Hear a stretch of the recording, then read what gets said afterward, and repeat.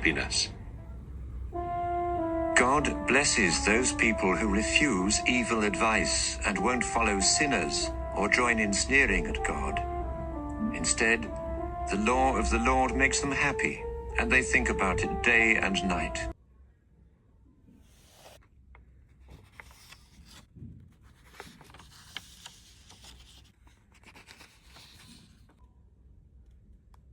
Psalm 22.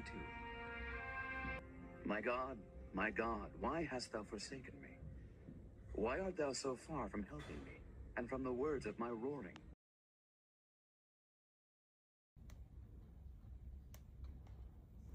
Psalm 22 verse 9 is very powerful. Let's read, friends. But you are he who took me out of the womb.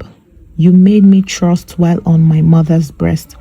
I was cast upon you from birth, from my mother's womb.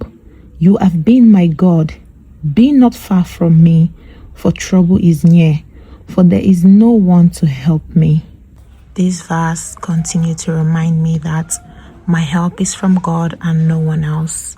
In difficult times, I will keep trusting on the Lord because He is my shepherd and He would never let me fail.